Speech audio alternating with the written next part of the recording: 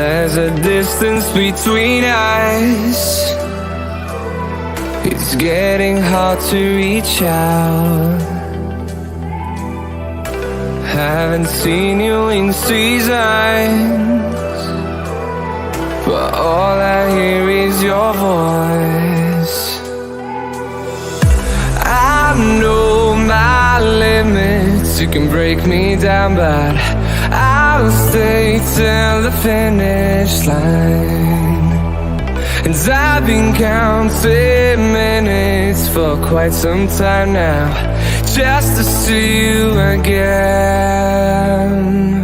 And I've been counting days to get away, to see you again, see you again.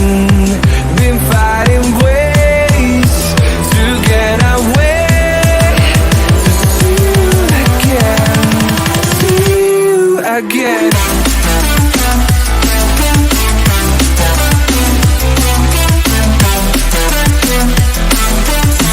you again.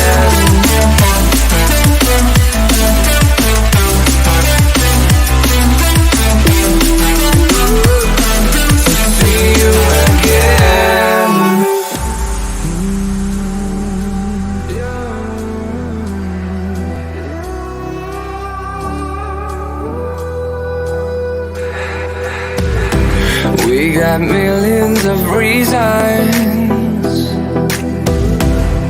to let it all go. Hope we're not too broken. I know I'm not always strong, and I've been counting days to get away, to see you again, see you again. Been fighting ways to get away, to see you again, see you again.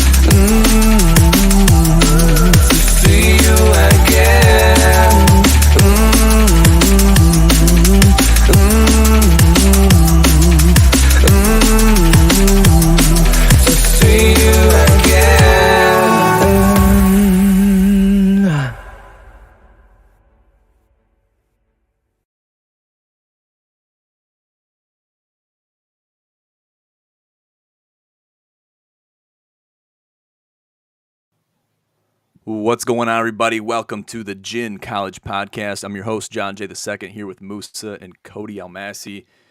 Gentlemen, how are we doing tonight? I'll let you go first, Cody. Yeah, man. Sorry, boys, was just being a gentleman, but I'm doing fantastic. You know, I can't let the public know because it's going to be a surprise, but I do know the gender of my child, so I am in great spirits. Nothing can bring me down, and I get to talk football with you guys, a little bit of basketball even, and I'm just blessed to be here.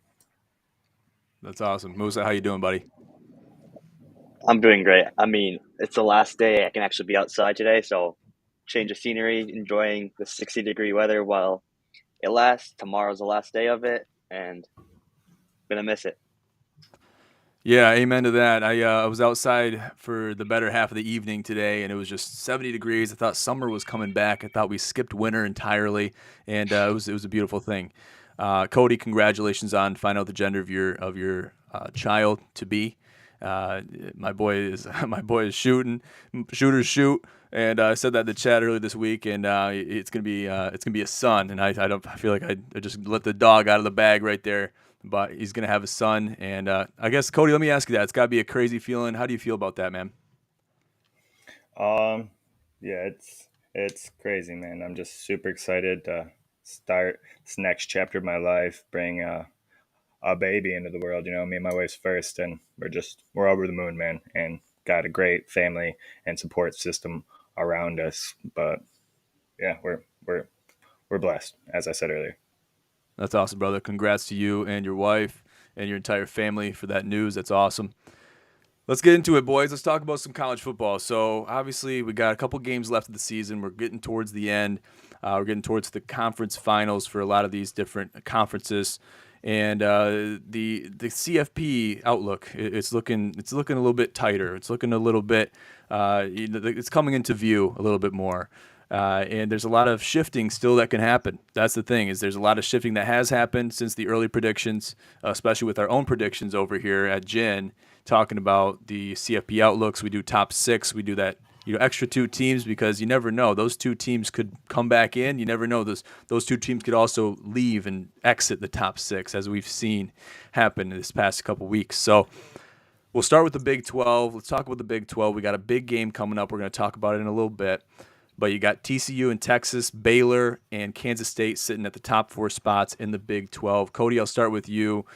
Where do you see the Big 12 going, and do you see TCU staying at the top of the Big 12 going into the final weeks? TCU to this point so far has been the only constant in the Big 12, surprisingly. I talked about it early on. I think that their estimated win total is only 6.5 or 7, so they're leaps and bounds ahead of where everybody's expectations were for them.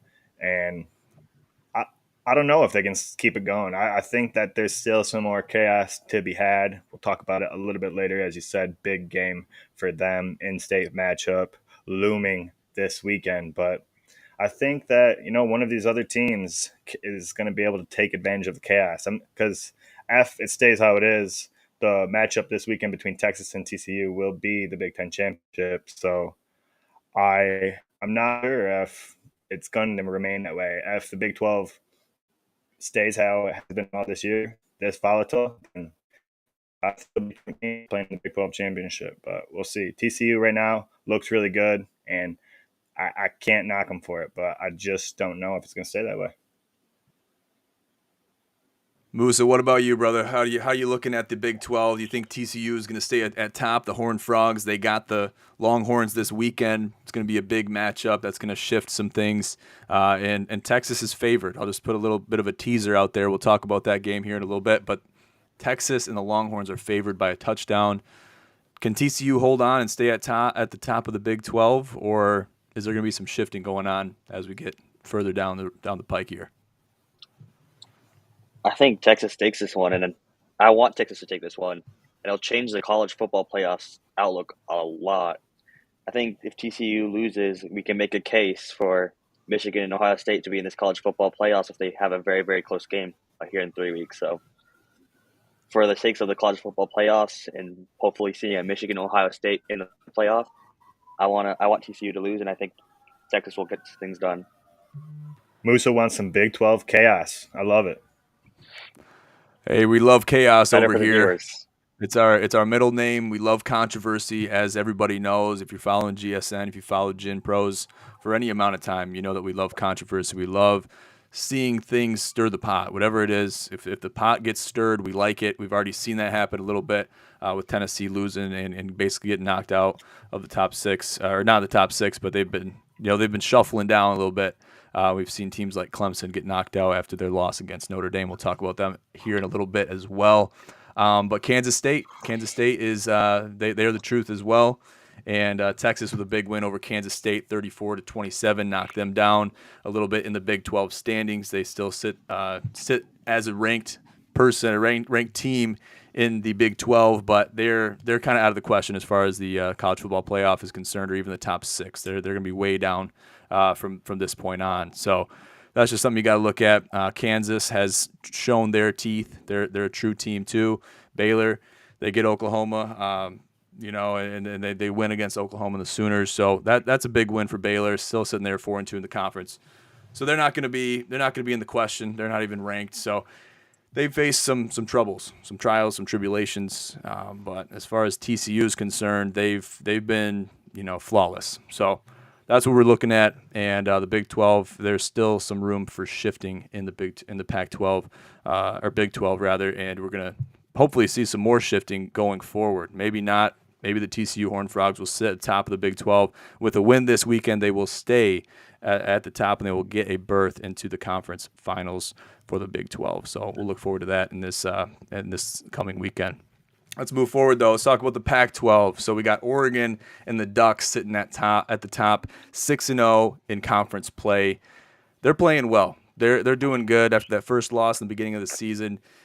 Week 0, we'll call it, against Georgia and the Bulldogs. We don't even really want to count that. We noticed that they've crept back into the top 6. We've seen them in some of our GIN AP polls, as we call them, and there's room for them. There's still enough time for them to creep into the top 4. A lot of things and puzzle pieces have to move in a certain direction, in a certain form for that to happen. It's not very likely, but it is possible.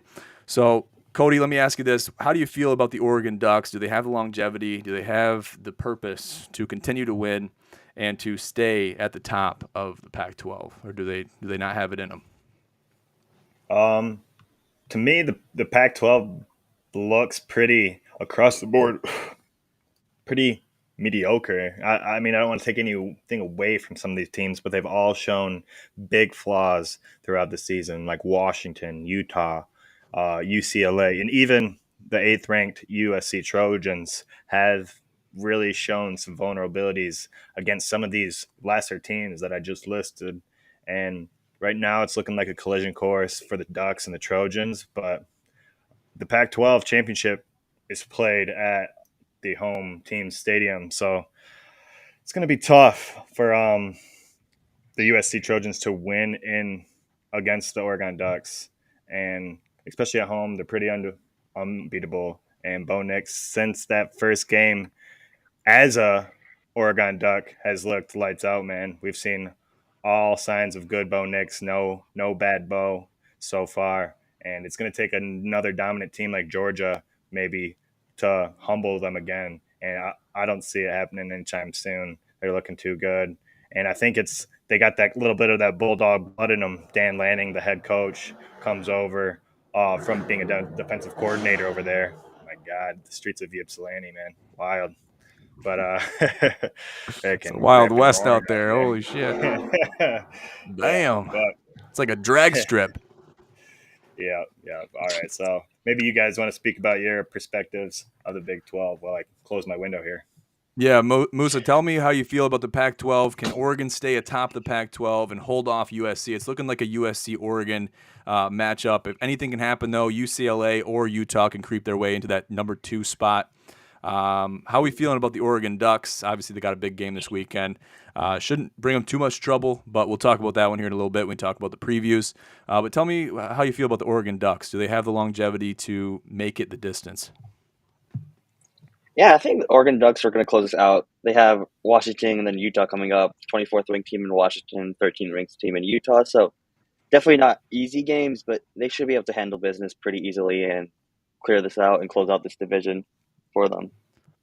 Yeah, I mean they've been proving themselves. They're basically flawless since game 1 in week 0. And I've been impressed to see that. I thought they were going to be on a collision course after week 0, after that loss, even though it was Georgia. Georgia coming off winning the dub and getting the chip last year. That was a big game for Oregon. No one really expected Oregon to win that game. It kind of happened how a lot of us predicted. But at the same time, starting off your season with a loss, it takes a lot to rebound and be like, hey, we're going to buckle down and we're going to win basically every other game. And they did. They're 8-1 right now, and they're feeling really good about where they're at. Got some tough games ahead, some in conference, both of them in conference, that can affect their standings in the conference. So, I mean, you lose the next 2 games, you're basically knocked out of the top spot, and you could possibly miss the conference title game if you do that. But they're not going to try to do that. Washington's still a good team, another similar team that's had some bumps in the road, but they've corrected themselves and they've fixed it and they got it figured out. So we'll talk about the Oregon-Washington game here towards the end of the show when we talk about the previews going into this weekend. But, Oregon looks good right now. I'm confident in the Ducks, and I think they they finish it out and finish on top, at least in the Pac-12. So they got to finish strong if they want to have a chance in the college football playoff. But I would if you I like putting things in percentages, right? So if you guys had to put a percentage to it, what is the percentage given all the puzzle pieces that have to move that Oregon makes it into the top 4? I would probably put that around 10 to 15%. And some people might say that's high. I don't think it's too low. I think that's right around maybe a little bit generous, but I don't think it's too out of the question. What would you put it at if you had to put a percentage to it, Cody? What would you give it? Yeah, I was thinking right around 12%, so that's right in between the ranges you gave, and I think you're spot on. I mean, they're hoping that the Georgia Bulldogs somehow slip along the way, because if they lose, be it in the regular season or the SEC championship, then that's really gonna make those numbers increase instrumentally. 100%. Musa, what would you put a percentage to the possibility of Oregon making it into the top 4? I'm gonna give it 7 to 12-ish. 7 to 12-ish. All right. Yeah. Hey, I like a range, and we're all kind of in the same range. It's not a great probability, but it's very unlikely, but it's not impossible. And I think if we had to There's a put that chance. percentage into words, then that's exactly what it would be. So, I mean, it's possible. There's but a door not very open, likely. Yeah, There's a door open. there. It might be a doggy door, but hey, it's open. Hey, there's an opening. Hey, as a Lions fan, I've heard it a lot. There's still a chance. Yeah. I've said Yes, that you know that mathematically saying more than eliminated. anybody. You know that saying more than anybody. So Jesus. you're saying there's a chance. Oh man, Dumb and Dumber quotes in the house. All right, let's move on. ACC. We got ACC, and this could be this. You know, you got two different divisions here. You got two different regions of the ACC. You got Clemson top of one region. You got UNC atop of the coastal region, and this is a good game. This is a game that nobody really saw coming. Nobody really expected going into this season. Everyone expected UNC to be garbage. Didn't expect them to play well. They wound up at 5-0 in the coastal side of things. And I mean, I guess after seeing Clemson lose to a team like Notre Dame that's really had to revive themselves, really had to reinvent the wheel as far as bringing themselves above water and reviving themselves, bringing themselves out of the dust with Marcus Freeman over there. I mean, that was an unforeseen loss for Clemson, right? And that threw a wrench in a lot of things, especially with the 4-team model that we currently have. I guess, Cody, what's your analysis of this? And I have a question for you after that. But I guess both of you guys, I'll start with Cody. What's your analysis of the ACC in its entirety, and where do you see it headed as far as teams that are on the top? Yeah, I mean, even with Clemson losing that game to Notre Dame, not a conference loss, so crazy things would have to happen for this not to be a championship matchup. Besides Clemson and UNC, kind of a steep cliff there to the runners-up in each of those respective divisions, the Atlantic and the Coastal. And man, Clemson slowly won back ESPN's heart and favor over the year, but we could see that there were some things not quite right in some of their matchups this year, especially the Syracuse game. They were exposed, barely held on at home, and then, man, I think Marcus Freeman, he deserves a tip of the cap for, kind of taking it on the chin a lot to begin the year and then being able to manufacture some of these wins he has, especially this one over Clemson. Huge win for Notre Dame and for Marcus Freeman in his first year and the recruiting trail going forward. But I would love to see UNC and the Tar Heels knock them off in the ACC championship, humble with Dabo and just a little bit more. And they don't have a QB right now, man. It's tough running out there. Yeah, exactly. And just real quick, I'll touch on the Clemson Tigers. They're one of the teams, kind of like USC, that we anticipated that they were going to be humbled at some point in the season, whether it was earlier in the season, whether it was now. Some things come later than others, and this happened to be the case for Clemson. They were humbled, and they still have the potential to continue to be humbled. Do they still win and still make it to that conference final game? Yes, they do. They don't really have much competition over there other than the Syracuse Orange, but they're not even close to really beating Clemson. They could lose out and still make it to one of those top 2 spots or at the top of their Atlantic region. So, you look at it from that perspective, it's going to be probably more than likely, it's like 99.9% going to be Clemson UNC in the ACC championship game. And you just kind of got to look at it. Can the Tar Heels pull the upset? And after seeing Notre Dame do what they did, Notre Dame by no means is a terrible team. They're not a bad team.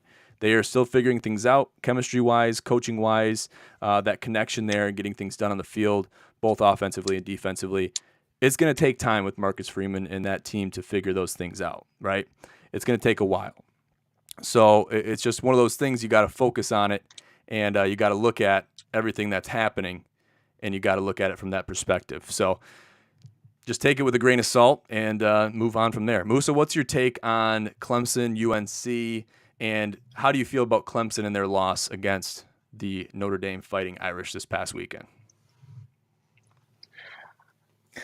I mean, I think Cody said it perfectly. I mean, you guys spoke perfectly. They're going to be humbled this year, and Notre Dame is a pretty good team. Correct me if I'm wrong, but they nearly beat Ohio State this year. So it's not like this Notre Dame team is awful. They're a Played them pretty good, 21 team. to 10.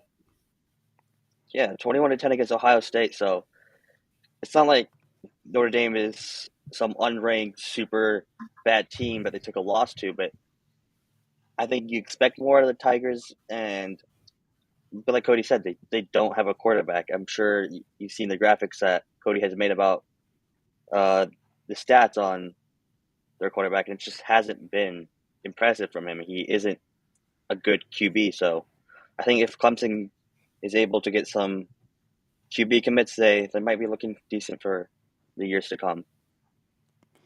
Yeah, exactly. And I think that they have potential, but, DJ Youngale, is he the guy? Obviously, he's not right now, but they're going to have to figure it out. They got a lot of systems within their offense that you can really delve into and see what they need to fix, what they need to adjust, what they need to basically move around to get to that point where they are the Trevor Lawrence Clemson Tigers again.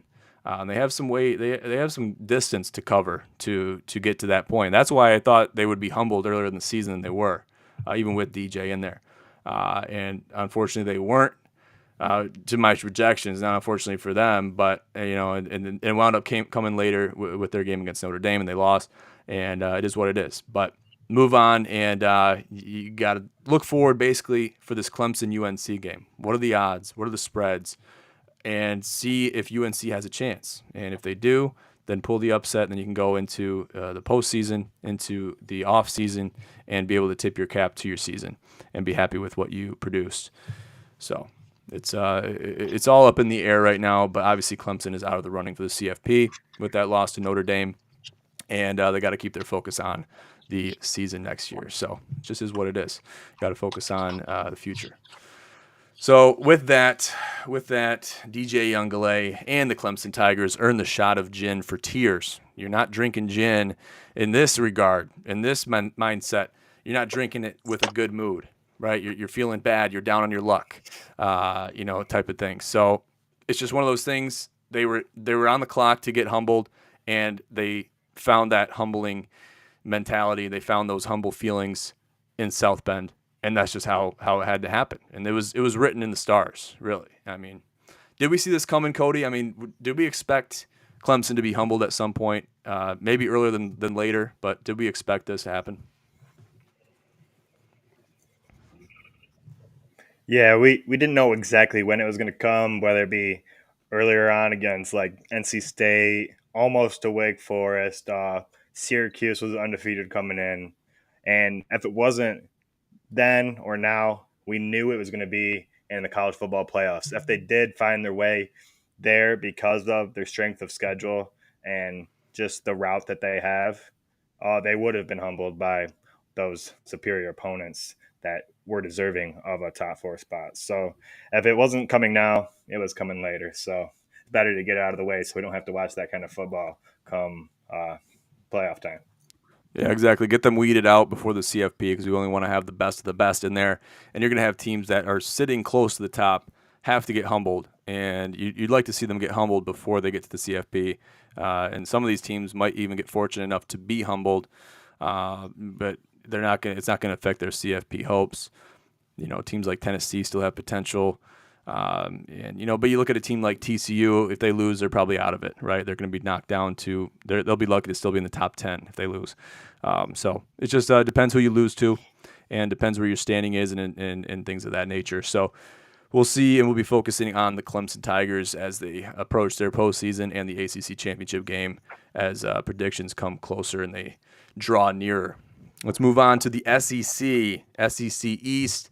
Obviously, Georgia is going to sit atop the SEC East at 6-0 in the conference, 9-0 overall. They are the top dogs, no pun intended, and they've proved that. They proved that this past weekend against the Volunteers, and they won with significant fashion, with domination against a good Tennessee team. They basically crumbled. Hendon Hooker had never seen an offense that was projected to play so well with such high hopes for quarterback and the entire offense in its entirety, crumble to a team, I say a team like Georgia, they're a great team.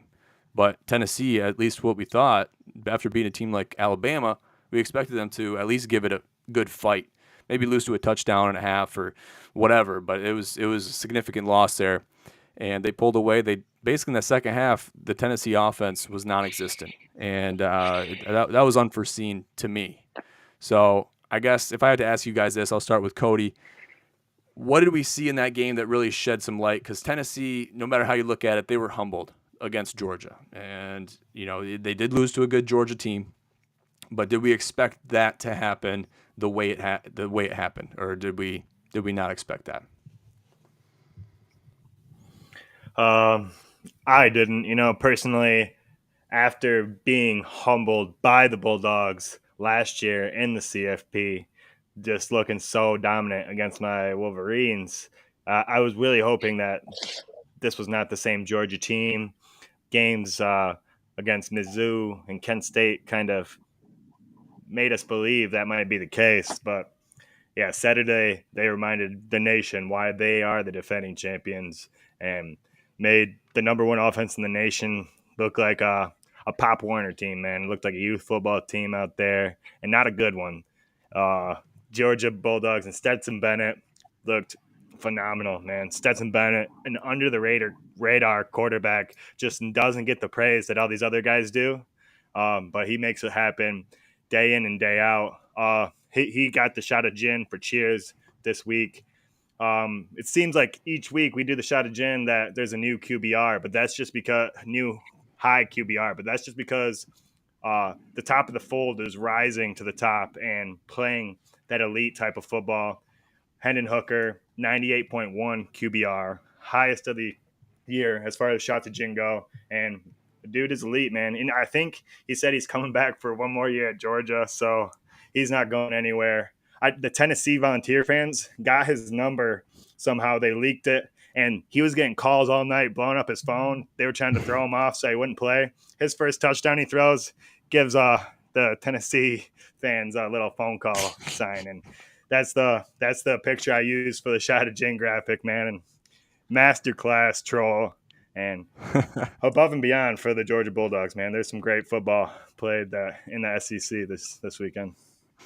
Yeah, Stetson Bennett, 98.1 QBR, 2 touchdowns, averaging 10.3 yards per pass, 257 passing yards. Just a dominating performance, a quarterback performance that you expect out of a Georgia quarterback. And Kirby Smart could not be happier with that. Could not be more than happier.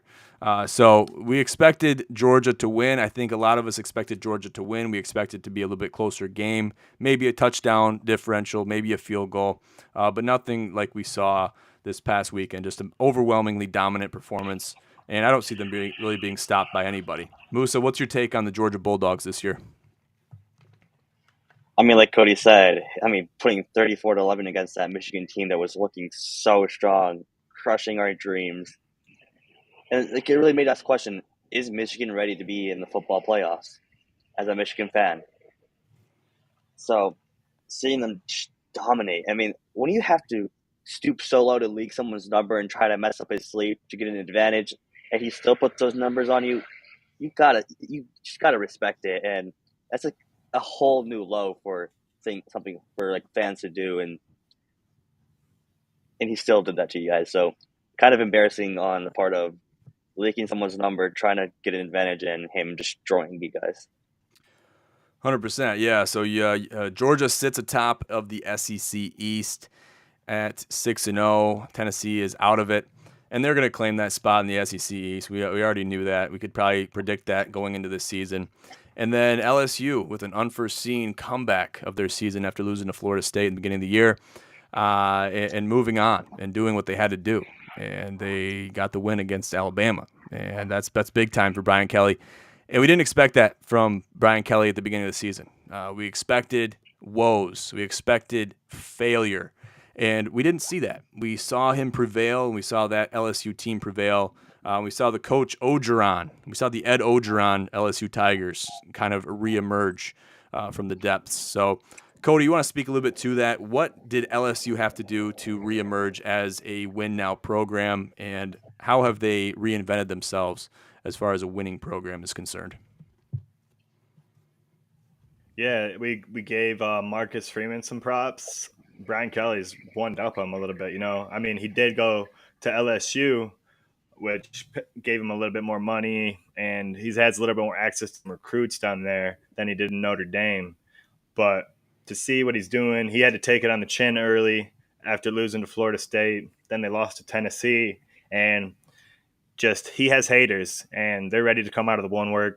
I will admittedly say I called it Brian Smelly season after they had lost to the Florida State Seminoles, and I was ready for him for LSU to feed him to the Tigers, if you will, and he's proved us all wrong. I even as he makes the gutsy decision to go for two, I'm talking to my wife saying, man, he's so stupid. He should not go for two against Alabama. They're going to stop you. You need to play for OT. And, man, he made me eat those words almost instantly. Gutsy pass, just sneaked it to the tight end. Taylor, he falls over the pylon, and magic, man. I love watching Alabama go down. I don't remember the last time that they lost two games in the season, but it's for me. I know we're to the holiday season, but it just feels like it's coming a little early when I see Alabama go down, especially in that fashion. Yeah, I agree. And I love seeing Alabama lose, too, almost as much as I love watching Ohio State lose. But they're probably neck and neck, really. If you see Saban or you see him with a long face, chances are he has a loss on his record. And it's just a beautiful thing. And I was one of those haters that was a Brian Kelly hater. And I still would consider myself somewhat of that kind of guy. But if you put things in perspective, you put the money aside and you talk about, hey, this guy's looking for the recruits. He's looking for different opportunities, trying to get into a conference. I mean, when the hell is Notre Dame going to be in a conference? That's the question I have. They need to find themselves in a conference because they're losing coaching personnel. They're losing great coaches because they don't have conference affiliation. That's going to be affecting them, and hopefully they can find themselves in a conference at some point. But or a major conference, they deserve to be in somewhat of a conference. So, a Big Ten, maybe even an ACC, something like that. We hopefully see that down the road. But Brian Kelly has proved himself time and time again, and he did not need much time to really prove himself and find that chemistry within the LSU Tigers team. And we're just seeing more and more success. This win against Alabama and the Crimson Tide really cemented that. So we're looking at a Georgia LSU final. At least that's what the paper is telling us right now. So we'll have to see what happens. There could be some movement there. You could see Ole Miss win and LSU lose. You never know. But it's looking like LSU right now. And I mean, you'd like to see the LSU-Georgia matchup in the SEC championship be a good game, and I expect it to be. But how much faith can we put in that? Is that a blowout? Is that a Michigan-Georgia situation where nobody really expected to be that type of game? Is it going to be a Tennessee-Georgia situation where it was another semi-blowout? I mean, it's hard to tell. You got to take it a game at a time, and college football is one of those things. It's crazy to predict. You're a crazy person if you try to predict these types of things and be extremely accurate and with pinpoint accuracy with predicting these games. So Nobody really knows. We'll have to see, and but that could really throw a wrench in things if LSU does beat Georgia in that title game. As far fetched as it could be, we've seen crazier things happen. So, what about you, Musa? How do you feel about LSU and the Tigers and Brian Kelly's ability to really bring the same winning mentality to this LSU team? I mean, yeah. So I'm honestly unsure on this one. I do not know how this team is going to play, and I mean, right now they're sitting at 7-2, and they have. I mean, it's a tough division, and like you said, Alabama having 2 losses in the regular season is rare. So they kind of got gifted this first position this year, with Alabama being on a down and not being up there. So I want to see how it's going to be next year when hopefully I think Alabama will be back to their normal undefeated schedule, and I think they should hopefully be ahead of LSU again. So that's when it gets really interesting. This year is kind of a freebie with how Alabama has played. So That's I'll okay. say this about Alabama doesn't have Alabama. to be a top. They don't have to be. They don't have to be lossless. That's okay.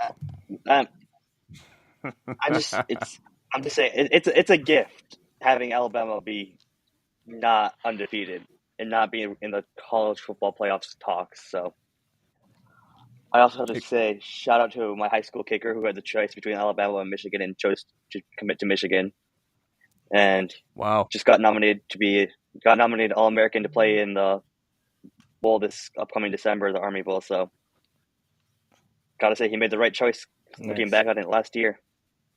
Damn, that's a big decision to make, and you got to give him props for being able to pick one over the other. It's tough. That had to be a tough decision. Had to be. All right, let's move on. Let's talk about the Big Ten. Okay, let's talk about the elephant in the room here. So we're looking at the Big Ten East. Obviously, it's stacked. It's out of proportion as far as the Big Ten West is concerned. And I don't think this needs to be a geographical thing. Let's shuffle the cards a little bit. Shuffle the deck. Make it more interesting. Because, I mean, a lot of these teams are going to play each other, if not all of them.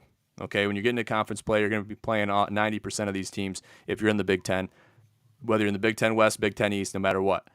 All right, so looking at the Big Ten East, it's an anomaly. It's too weighted, and I think we can all agree on that. So looking at Michigan, Ohio State atop the Big Ten East, they have still yet to play. They will play later in November. And there's been a lot of predictions on the game, the quote-unquote the game. And we're looking forward to it. We're looking forward to that game. And I guess other than talking about different statistics and whatnot, what do we have to say about this year's the game? Michigan, Ohio State. There's going to be some biases here. I know it. I know we are. I know who I'm dealing with. But looking at what we have on paper, looking at what we know, how do we see this game playing out? Cody, I'll start with you, and then we'll go with Musa.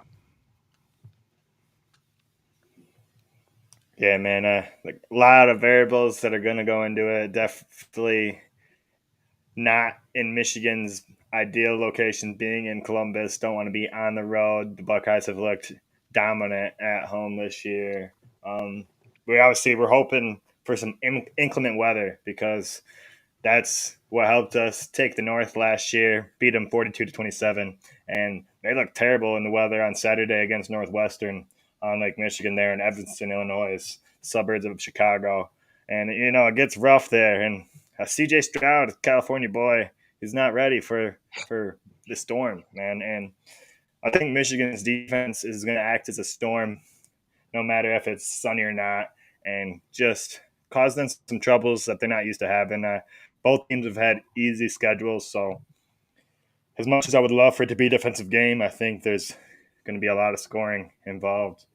We'll break it down big time here in a couple of weeks, but definitely lopsided, that Big Ten East. And your Sparty's big win over in the West really kind of speaks to that. But yeah, we got to give your Sparties a shout out too. Yeah, that's what I'm talking about. Just pull the Musa right there. Actually, I think we've all done that a time or two. That's okay.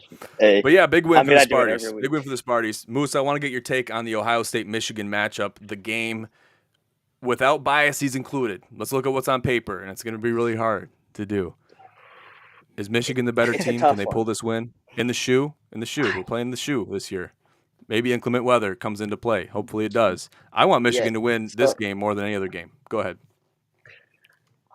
the weather definitely has to be a factor. I think if it is raining, like I think they're predicting it to be, that gives Michigan the edge. And I don't know. So Ohio State had a pretty close game against that Penn State team, and Penn State gave them a run for their money. And I mean, Michigan handled business against Penn State. So I know Michigan was at home and Ohio State was away, but that's making me lean towards Michigan on this one, especially with the chances of rain and the chances of the weather. So I'm gonna have to say I'm going with Michigan this year, and I'm shocked to say that myself. So not if you told me 2 years ago I'd be choosing Michigan as a favorite, I'd tell you you're lying. Wow. Powerful stuff. I'm going to be pulling for Michigan and the All I boys can in say blue. right now, Go ahead. though, we didn't get to, recap the Michigan State matchup to John. He left the Yeah. states conveniently during that time, but Got out of one Dodge. thing in that game one thing that I hated in that game was what Keon Coleman, a big-bodied wide receiver, was able to do to our defense. There was nobody able to really account for him and his star power and his ability to go get a ball over a receiver. And Ohio State has those guys like Smith and Jigba. Marvin Harrison Jr. will torch us if we let him have a game like Keon Coleman did, because he was doing it by himself. And those receivers got a lot of help but from their quarterback, other wide receivers, and running back. So that's one thing Michigan better be keying in on. You hear me, Jim Harbaugh? Come on, dog. I think he's one of our viewers right Correction. Beat Ohio State again. Correction, the Ohio State, not the Ohio State. now. We don't have to say that. That's okay. I like Ohio University better. Go Bobcats, baby. Yes, sir. The Ohio I don't like Bobcats. anything Ohio. I don't like anything Ohio. It's the armpit of America. All right, let's move on here. Just to speak on Keon Coleman, that was an exemplary performance, but unfortunately, it was cut very short, and that run was cut very short. That offensive run from the Spartans against the Wolverines, and they were shut down. Michigan made that correction, and that was that. I think I actually fell asleep because I had a long flight. That was the day I got to Mexico. I'm like, I wasn't very impressed. I wasn't dialed in. The second half started, and I was like. I woke up and it was like 20 seconds. I'm like, oh man, we're getting our asses kicked. I went back to bed. So just one of those things. Rebuild year, and we'll move on. So I definitely ran into some angry Michigan State, drunk angry Michigan State fans. Oh yeah, were you at the game? I was downtown after, and they were trying to tear down street signs, posts. Some people had actual work signs walking down the street. I'm like, oh yeah. That's how we do it in EL. Those guys are, at some they're point, rowdy. Just go home. Just go home. Just go home. You've lost. Come on. Yeah, that's a tough pill to swallow for them Spartans. What's that? There was some funny interactions. I'll say that. Oh, I bet. Some people. That's putting it lightly. I'm sure. Yeah. All right, let's do a quick Week 11 preview. Go ahead. Sorry. People just were lost and confused. Some of them, they were way too drunk. Oh yeah, they like their beer. Let's move on. TCU, Texas. Let's talk about the Week 11 preview. And we're going to get into this a little bit more as the week progresses. But these are the games that we're focused on. We talked about this. We hinted toward this earlier in the show. TCU, Texas -7 at home. And we said it earlier. A TCU win guarantees them a berth in the Big 12 title game. Cody, I'll start with you. What are we seeing here? What do we expect to see in this one? What do you got? Yeah, I got I think that Texas is going to find a way to hand Texas Christian their first loss of the year, man. I think they're going to be able to find a way to manufacture a win. But I love TCU to cover that 7 points. I think that's too much to give Texas Longhorns. I don't think that Behan Robinson is going to be able to do what he did to Kansas State uh, against TCU. So I love the Horned Frogs to cover in a close game, but the Longhorns might squeak it out. Yeah, but anything could happen in this game, as anything can happen in the Big 12 this year. Definitely. Musa, who do you got in this game? TCU, Texas. I'm gonna take Texas on this one. I mean, like I said, I think the spread is. I think they can cover the spread, but I'm gonna give it to Texas. Yeah, it could be tight. Could be tight. I'm expecting a little bit of the same that Cody said. I think it's going to be a tight game. I think TCU covers, even if they don't win. I think this is almost – I mean, you see how TCU's and the Horned Frogs have been playing this year. Take that into account. They are not trying to lose this game, even if it's on the road, even if it's an in-state game, in-state rivalry, whatever you call it. I mean, we're expecting a good game here. A good game. This could shift the entire standings in the Big 12. So we'll be looking for this one. Texas -7 is the current spread. Expect that to change going into the weekend. The next game on the slate here, Washington against Oregon. Oregon -13. Cody, who do you got here? Washington hasn't won in Eugene since their 70-21 victory over the Ducks in 2016. Are we expecting something similar to that, or are we expecting something different? Yeah, since around that time, I mean, the Oregon Ducks have been pretty good at home, and Washington, that was in their heyday. You know, they had Jake Browning, and they were always in the talks for the college football conversations, like from 2014 to 2016. So they were nothing to shake their head at back then. Hanging 70 on the Oregon Ducks, man, that's impressive. But I don't think things are going to go that way this weekend. Kudos to Washington for getting the win over Oregon State in the Beavers, but I think Bo Nix is going to have another field day. I think the Ducks cover the spread of 13. I like it. Musa, who do you got here? Washington, Oregon. Oregon -13. I'm taking Oregon. I'm unsure on that spread though. I don't know. I think Another Washington big spread. can cover. I think Washington can cover, but I don't know if they will. So I'm gonna take Oregon, and I'm gonna take Washington not cover the spread this time.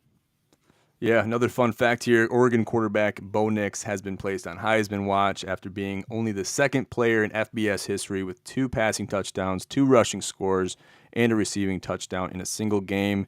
He now has 36 total touchdowns this season, 22 passing, 13 rushing, and 1 receiving. That's a pretty impressive statistic there from Bo Nix, and he's been a big part. He's been a big piece of the pie as far as Oregon's success is concerned, at least this season. So we'll look for that one.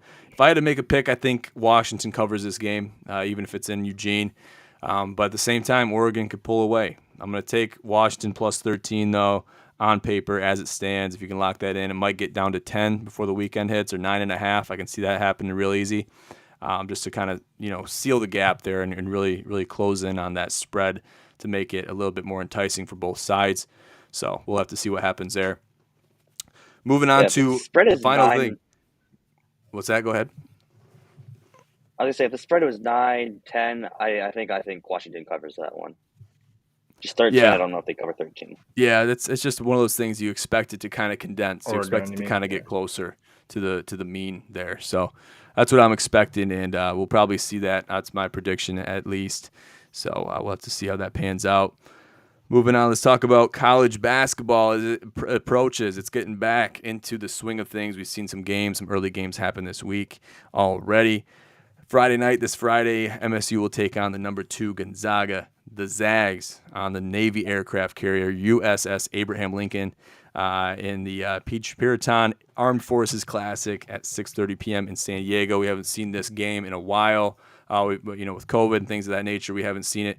But this is kind of a staple game for the Spartans, and that we've expected to see this for a while. We've expected the comeback of it, and we're finally getting it back. So we'll be looking at that one. And then Michigan will play their next-door neighbors in A2, Eastern Michigan, the Eagles in Motor City inside of LCA at 9 p.m. So we got a couple big games going on tomorrow, and we'll be looking forward to watching those. Those are going to be some big games, some big kickoffs, tip-offs, whatever you want to call it, in the basketball world for college. And we're going to be diving deep into that. We're getting towards the time where we're going to have to split our time between football. We're going to probably just be doing strictly CFP stuff and getting into some college basketball as we're getting into the early season here. We're going to have some early non-conference games, and we're going to get really quick into the conference play. So it's going to be really crazy here for us over here in the back office to kind of dive into that and really figure out our scripting and whatnot. So we're really looking forward to it. A lot of important things happening in the college sports landscape. So we're really excited.